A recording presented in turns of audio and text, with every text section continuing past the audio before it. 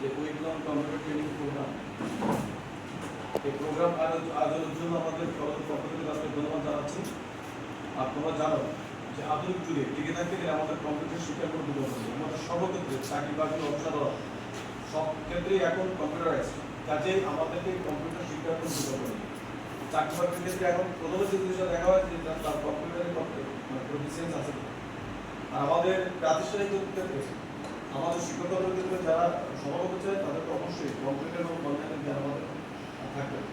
তো তোমাদের জন্য আমাদের এটাই পরামর্শ এবং উপদেশ যে লেখাপড়ার পাশাপাশি কম্পিউটারের প্রচুর দক্ষতা অর্জন করতে।